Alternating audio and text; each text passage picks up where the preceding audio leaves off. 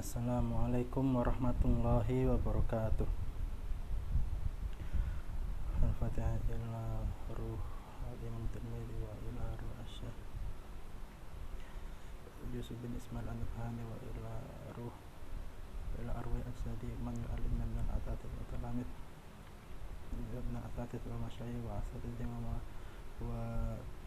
asatidhihim wa masyayikhim wa ila hadratin Nabi Muhammad sallallahu alaihi wasallam. Al-Fatihah.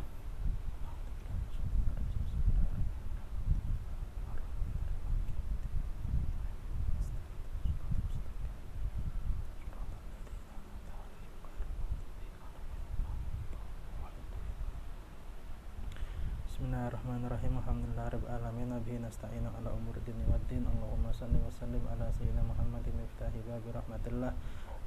Adada ma fi ilmillah sunnatan wa salaman daimaini bidawami mulkillah wa ala alihi wa sahbihi. Subhanaka la ilma lana illa ma 'allamtana innaka antal alimul hakim. Rabbi shrah li sadri wa yassir li amri wa hlul 'uqdatam min lisani yafqahu qawli. Amin. Amma ba'du. Nawaitu ta'alluma wa ta'limu wa tadhakkura wa tadhkira wa naf'a wal intifa' wal ifadah wal istifadah wal khassa ala tamassuki bi kitabillahi wa sunnati rasulih sallallahu alaihi wasallam wa du'a ilal huda wa dalala alal khair ibtigha'a wa jilla mardatihi wa qurbihi wa sawabihi subhanallahu ta'ala.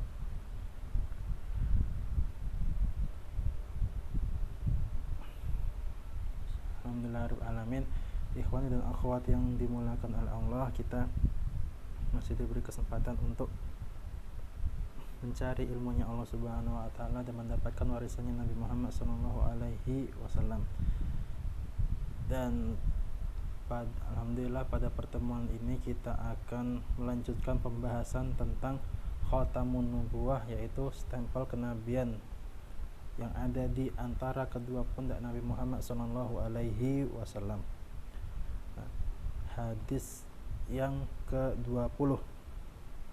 Haddatsana Abu Ammar al-Husain bin Haris al-Khazai, haddatsana Ali bin Husain bin Waqid, haddatsani Abi, haddatsani Abdullah ibn Buraidah qala sami'tu Abi Hurairah yaqulu ja'a Salmanu al-Farisi ila Rasulillah sallallahu alaihi wasallam hina qadimal Madinata bima'idatin 'alaiha rutabun fawudi'at baina yadayi Rasulullah sallallahu alaihi wasallam faqala ya Salman ma hadha faqala sadaqah laka alaika wa ala ashabika faqala irfa'ha fa inna la na'kulu sadaqah qala farafa'aha faja'alqat bimislihi fawada'ahu baina yadayi Rasulullah sallallahu alaihi wasallam faqala ma hadha ya Salman faqala hadiyatun laka faqala Rasulullah sallallahu alaihi wasallam li ashabihi ubsutu summa nadara ilal khatam ala dhahri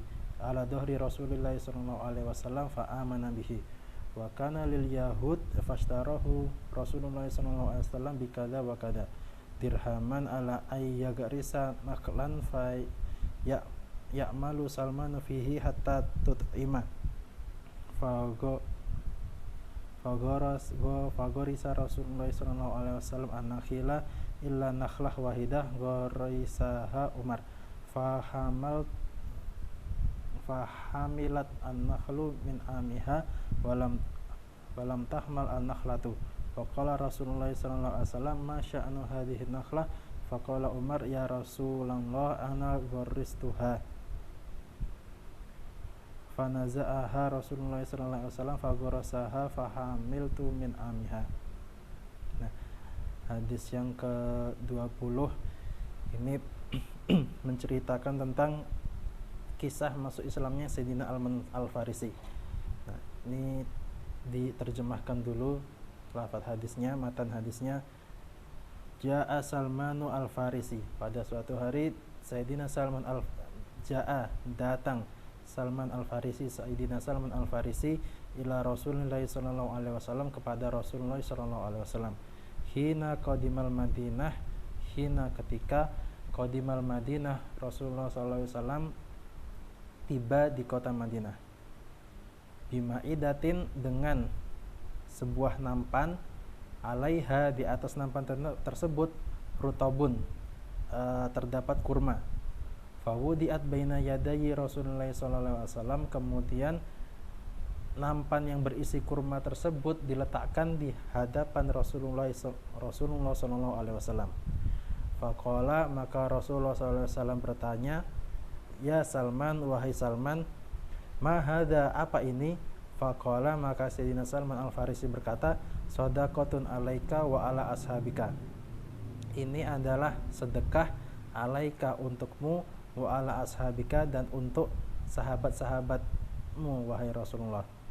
Faqala irfa'ha, maka Rasulullah SAW bersabda, irfa'ha, angkatlah nampan tersebut, fa inna, karena sesungguhnya kami la na'kulu, tidak memakan as-sadaqah, kepada sedekah. Qala farafa'aha, kemudian Sayyidina Abu Hurairah yang meriwayatkan hal tersebut berkata, farafa'aha, kemudian Sayyidina Salman Al-Farisi mengangkat nampan tersebut, faja'al ghad, maka keesokan harinya, bimislihi, Sayyidina Salman Al-Farisi datang dengan membawa hal yang sama, yaitu sebuah nampan yang isinya kurma. Fawada'ahu baina yadayi Rasulullah SAW, kemudian Salman Al-Farisi meletakkan nampan tersebut di hadapan Nabi Muhammad SAW. Faqala, maka Rasulullah SAW bersabda, ma hadza ya Salman, apa ini wahai Salman? Faqala, maka Sayyidina Salman Al-Farisi menjawab, hadiyatun laka, ini adalah hadiah untuk engkau wahai Rasulullah SAW. Faqala Rasulullah SAW, maka Nabi Muhammad SAW bersabda, li ashabihi, kepada para sahabatnya, ubsutu, bagikan dengan rata, ubsutu, luaskanlah atau bagikanlah. Summa nadara ilal khotam, kemudian Sayyidina Salman Al-Farisi melihat al-khotam, stempel kenabian milik Nabi Muhammad SAW, ala dhahri Rasulillah, ada di punggung Nabi Muhammad SAW. Fa'amana bihi, kemudian Sayyidina Salman Al-Farisi masuk Islam. Wa kana lil Yahudi, ketika itu Sayyidina Salman Al-Farisi adalah seorang budak milik seorang Yahudi. Fashtarahu Rasulullah SAW, maka Nabi Muhammad SAW membeli Sayyidina Salman Al-Farisi bikadza wa kadza dirhaman, dengan harga sekian dirham, ala ayagrisa nakhlan, dan juga dengan harga dengan imbalan menanam pohon kurma. Fayamalu Salmanu fihi, kemudian Sayyidina Salman Al-Farisi mengerjakan kewajiban tersebut, membayar dirhamnya dan juga menanam pohon kurmanya, hatta tut'im, sampai berbuah. Fagorasa Rasulullah sallallahu alaihi wasallam an-nakhila, kemudian Nabi Muhammad sallallahu alaihi wasallam menanam pohon-pohon kurma tersebut, illa nakhlah wahidah, kecuali satu pohon kurma, gorosaha Umar, yang ditanam oleh Sayyidina Umar bin Khattab. Fahamalat an-nakhlu min amiha, kemudian pohon-pohon kurma tersebut sudah berbuah, sudah siap dipanen, min amiha, di tahun yang sama. Walam tahmal an-nakhlatu, kecuali ada satu pohon kurma yang tidak berbuah. Faqala Rasulullah sallallahu alaihi wasallam, kemudian Nabi Muhammad sallallahu alaihi wasallam bersabda, ma sya'nu hadhihi nakhlah, apa yang terjadi dengan satu pohon kurma ini? Faqala Umar, maka Sayyidina Umar berkata, ya Rasulullah, wahai Rasulullah, ana gorostuha, aku gorostuha, yang menanam satu pohon kurma yang tidak berbuah ini. Fanaza'aha Rasulullah SAW, kemudian Nabi Muhammad SAW mencabut pohon kurma tersebut. Fagorosaha, kemudian ditanam kembali oleh Nabi Muhammad SAW.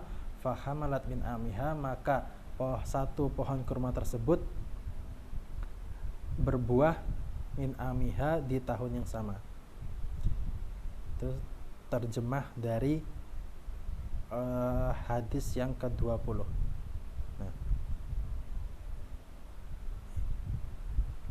ada di sini akan dikisahkan bagaimana kisah masuk Islamnya Sayyidina Salman Al-Farisi. Kisah ini diambil dari digabungkan dari 3 kitab, yaitu kitab Asy-Syama'il Muhammadiyah, kemudian Wasailul Wusul ila Syama'il Rasul, kemudian Muntahasul ila Syama'il Rasul. Sayyidina Salman Al-Farisi. Sayyidina Salman Al-Farisi itu adalah salah satu pembesar dari kalangan sahabat Nabi Muhammad SAW.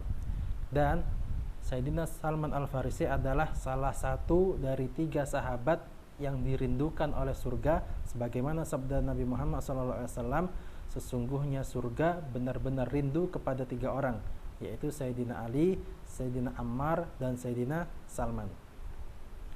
Nisbah beliau Al-Farisi ini diambil dari negeri asal beliau, yaitu Faris atau Persia.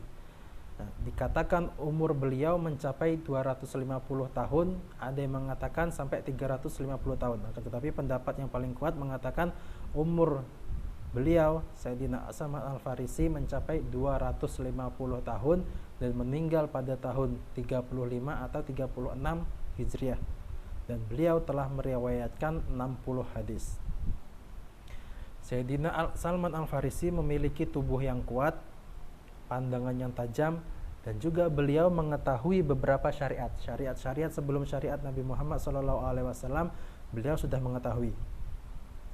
Bahkan beliau sempat menangi masa para Hawari.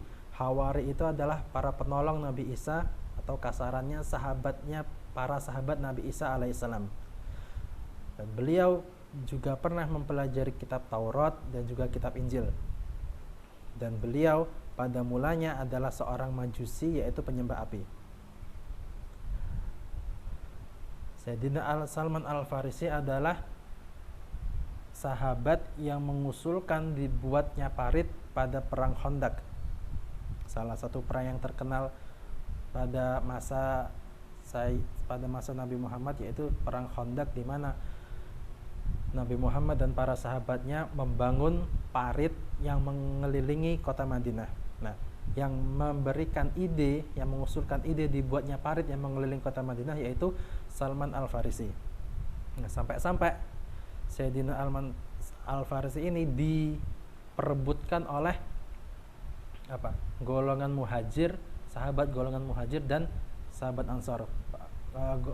Para sahabat golongan muhajirin, mereka mengaku-ngaku mereka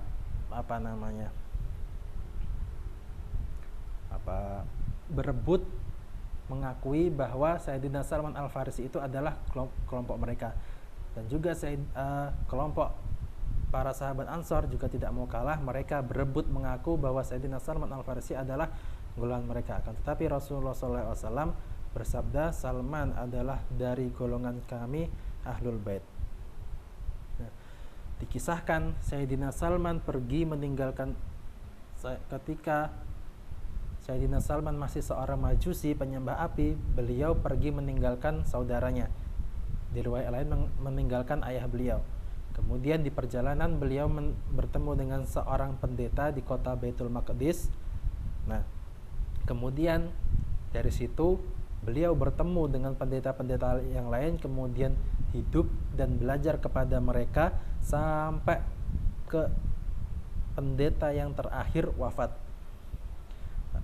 Pendeta terakhir tersebut sebelum meninggal, dia menyarankan kepada Sayyidina Salman untuk pergi ke Hijaz, karena di Hijaz telah muncul nabi yang mana nabi tersebut memiliki 3 tanda. Yang pertama, tidak mau menerima sedekah. Yang kedua, mau menerima hadiah.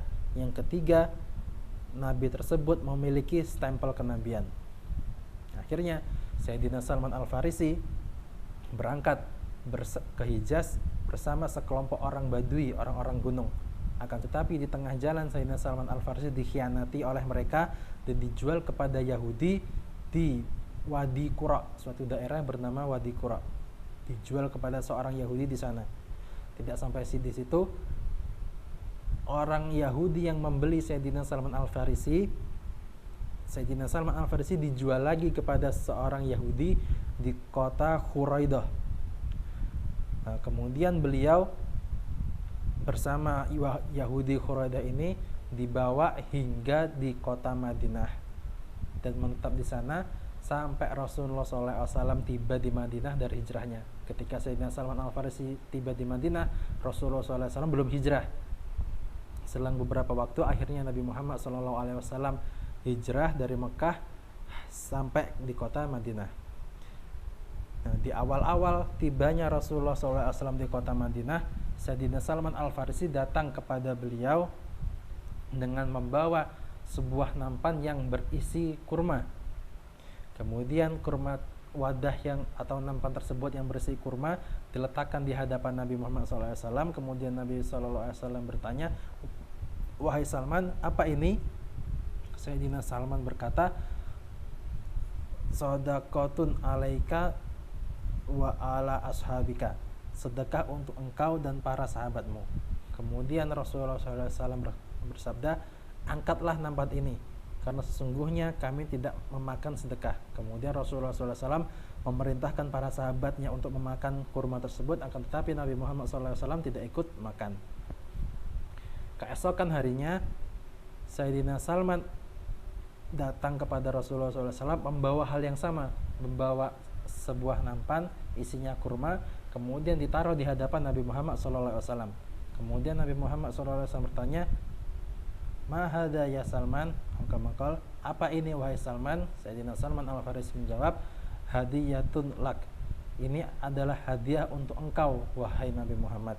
Maka Rasulullah SAW bersabda kepada para sahabatnya, "Ubsutu, wahai para sahabatku, bagikanlah kurma ini dengan rata agar kita dapat makan bersama." Kemudian Nabi Muhammad dan para sahabatnya bersama-sama memakan kurma yang dibawa oleh Sayyidina Salman Al-Farisi. Nah, dari kejadian itu Sayyidina Salman Al-Farisi sudah mendapatkan dua tanda kenabian, yaitu tidak mau menerima sedekah, akan tetapi mau menerima hadiah. Nah, kemudian Sayyidina Salman Al-Farisi menunggu, mencari-cari kesempatan untuk mendapatkan tanda yang ketiga, yaitu stempel kenabian yang ada di punggung Rasulullah SAW. Nah, pada suatu hari ada salah satu sahabat Ansor yang meninggal.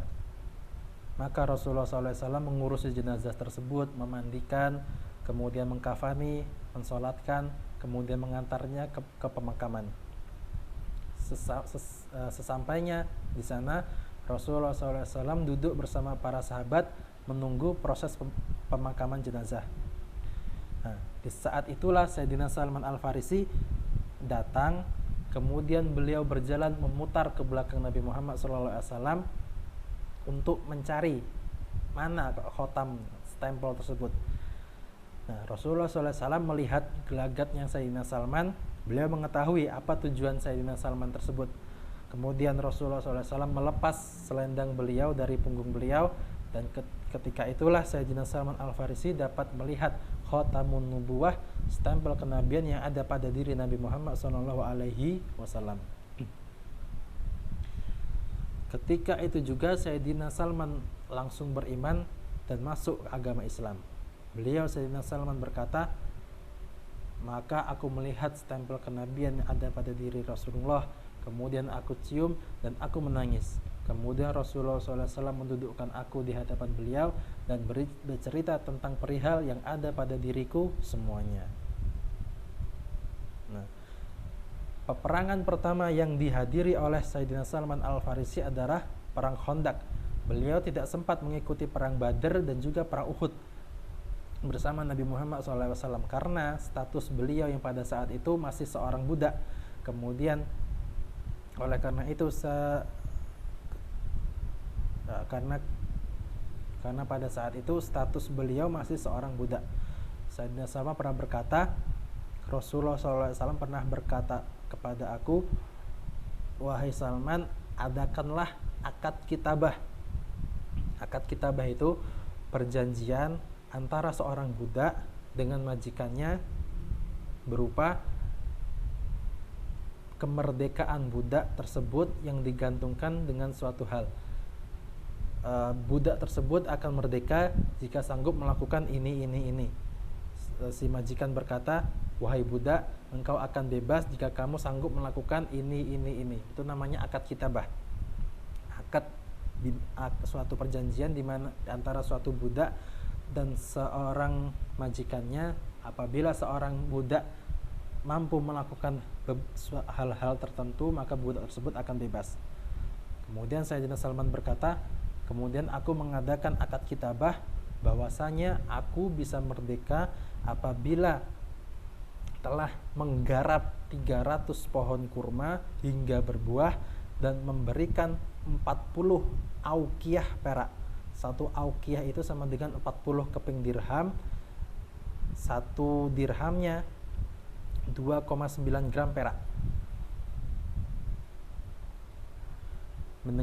Mendengar hal tersebut, Rasulullah SAW bersabda kepada para sahabatnya, bantulah saudara kalian, yaitu Salman Al-Farisi, dengan pohon kurma.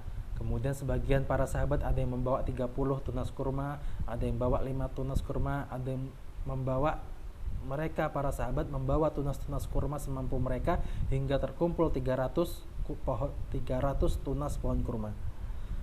Nah, seluruh 300 tunas pohon kurma tersebut ditanam sendiri oleh Nabi Muhammad SAW dengan tangan suci beliau. Sedangkan Sayyidina Salman membantu beliau dengan mengambil dan membawakan tunas pohon kurma tersebut ke hadapan Nabi Muhammad SAW. Akan tetapi dari total 300 tunas pohon kurma tersebut, ada satu yang ditanam oleh Sayyidina Umar bin Khattab. Bukannya ditanam oleh Nabi Muhammad, akan tetapi ditanam oleh Sayyidina Umar bin Khattab. Nah, subhanallah, yang namanya nanam pohon kurma itu enggak sembarang nanam, akan tetapi punya musim-musim sendiri, di mana ada satu musim apabila ditanam pohon kurma maka pohon kurma tersebut akan tumbuh. Nah, tetapi di musim yang lain apabila pohon kurma ditanam maka tidak akan tumbuh, bahkan malah mati. Nah, Nabi Muhammad SAW ketika menanam pohon-pohon kurma tersebut bukan pada musimnya, yang otomatis seharusnya pohon kurma tersebut mati. Akan tetapi termasuk mukjizat Nabi Muhammad SAW, tidak ada satupun pohon kurma yang mati. Kemudian waktu normal yang dibutuhkan untuk pohon kurma untuk berbuah dibutuhkan waktu 4-7 tahun. Kemudian dapat dipanen setelah 7-10 tahun. Akan tetapi buah dari pohon-pohon kurma yang ditanam oleh Nabi Muhammad SAW dapat dipanen pada tahun yang sama ketika pohon-pohon tersebut ditanam, kecuali ada satu pohon kurma yang tidak berbuah, yaitu pohon kurma yang ditanam oleh Sayyidina Umar bin Khattab radhiyallahu anhu. Kemudian Nabi Muhammad SAW bertanya, ma sya'nu hadhihi naqlah, apa yang terjadi dengan pohon kurma yang satu ini? Kemudian Sayyidina Umar menjawab, wahai Rasulullah, saya yang menanamnya. Maka Rasulullah SAW mencabut pohon kurma tersebut, kemudian beliau tanam kembali, dan subhanallah pohon kurma tersebut dapat berbuah pada tahun yang sama seperti pohon-pohon kurma yang lainnya. Nah, kemudian selesai. Kalau tadi kan yang pertama tadi kan syarat Sayyidina Salman Al-Farisi bebas, ya merdeka, yaitu menggarap 300 pohon kurma sampai berbuah, kemudian membayar 40 auqiyah perak.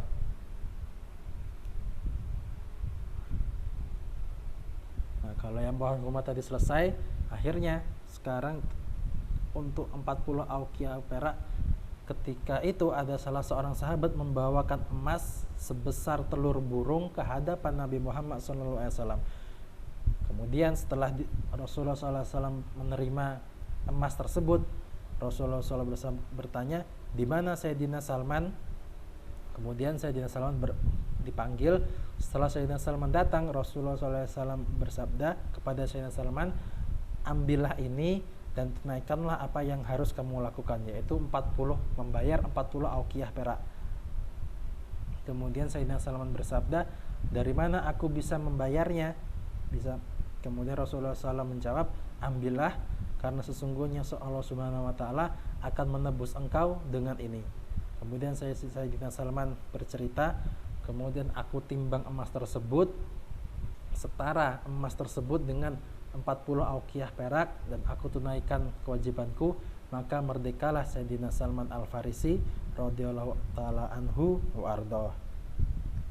Itu sedikit cerita kisah tentang masuk Islamnya Sayyidina Salman Al-Farisi, yang ada hubungannya pula dengan Khatamun Nubuwah, stempel kenabian Nabi Muhammad SAW. Kemudian hadis yang ke-21, Haddatsana Muhammad bin Bashar, Haddatsana Bishr bin Waddah, Haddatsana Abu Uqal ad-Dawraqi an Abi Nadrah al-Aufi qala sa'altu Aba Sa'id al-Khudri an khatami Rasulullah sallallahu alaihi wasallam faqala kana fi dhahrihi bid'atun nasyizatun. Dari Abi Nadrah al-Aufi, beliau mengatakan, sa'altu Aba Sa'id al-Khudri, dahulu aku pernah bertanya kepada salah seorang sahabat, yaitu Sayyidina Abu Sa'id al-Khudri, tentang an khatami Rasulullah sallallahu alaihi wasallam, tentang khatamun nubuwah, stempel kenabian yang dimiliki oleh Nabi Muhammad sallallahu alaihi wasallam. Faqala, kemudian Sayyidina Abu Sa'id al-Khudri mengatakan, kana fi dhahrihi bid'atun nasyidatun. Khatamun nubuwah ada di punggung Nabi Muhammad sallallahu alaihi wasallam berupa bid'atun nasyidatun, yaitu daging nasyidatun yang agak menonjol atau yang agak timbul. Hadis yang ke-21. Kemudian hadis yang ke-22, Haddatsana Abul Ash'ath Ahmad bin Al-Miqdam Al-Ajali Al-Basri akhbarana Hammad bin Zaid an Asim Al-Akhwal an Abdullah bin Sarjis Al-Musni qala ataitu Rasulullah sallallahu alaihi wasallam wa huwa fin nasin min ashabihi fadurtu hakada min khalfihi fa'arafa alladhi urid fa'alqa rida'a an dhahrihi fara'aitu mawdi al-khatam ala katifaihi mislul jamu khawlaha khilan ka'annaha tha'alil faraja'tu hatta istaqbaltuhu faqultu ghafarallahu laka ya Rasulullah faqala walaka faqala al-qaum istaghfara laka Rasulullah sallallahu alaihi wasallam faqala na'am walakum summa tala hadhil ayah wastaghfir li dzambika walil mu'minin wal mu'minat. Dari Sayyidina Abdullah bin Sarjis Al-Muzni, beliau pernah berkata, ataitu Rasulullah sallallahu alaihi wasallam, dulu aku pernah mendatangi Nabi Muhammad sallallahu alaihi wasallam, wa huwa fi nasin min ashabihi, ketika itu Nabi Muhammad sallallahu alaihi wasallam berada di tengah-tengah para sahabatnya. Fadurtu hakadha min khalfihi fa'arafa alladhi urid, kemudian aku memutar sampai ke belakang Nabi Muhammad SAW. Fa'arafa alladhi urid, kemudian Nabi Muhammad SAW mengetahui apa yang aku inginkan, apa maksudku.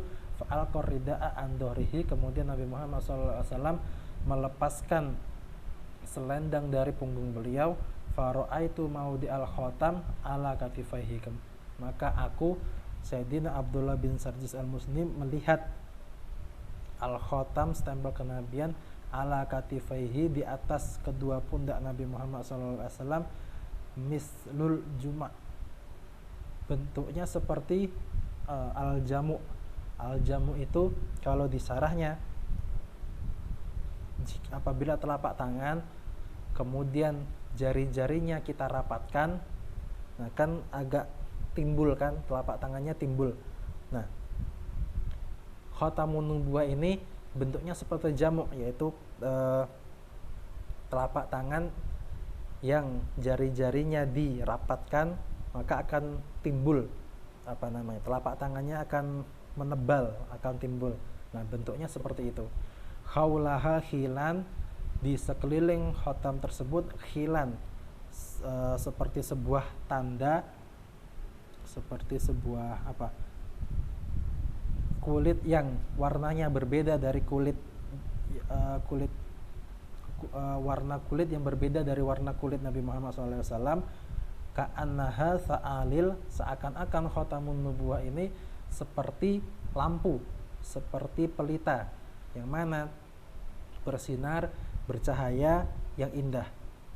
Faraja'tu hatta stakbaltuhu, kemudian aku, Sayyidina Abdullah bin Sarjis al-Musni, aku kembali, kemudian aku menghadap Nabi Muhammad SAW. Fakultu ghafarallahu laka ya Rasulullah, wahai Rasulullah, semoga Allah Subhanahu wa ta'ala mengampuni engkau.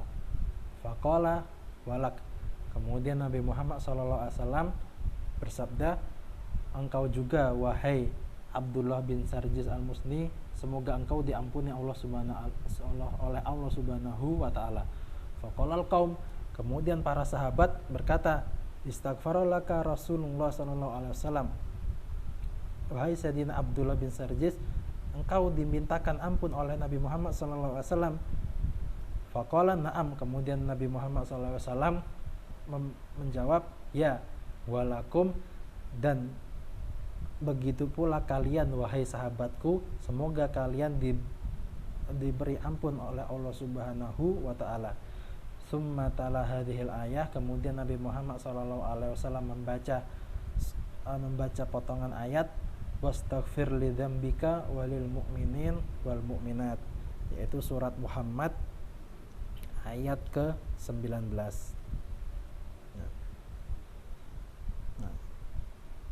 Alhamdulillah, sampai sini dulu kita sudah selesai. Bab kedua sudah selesai, bab yang membahas tentang khatamun nubuwah, bab yang membahas tentang stempel kenabian yang dimiliki Nabi Muhammad SAW.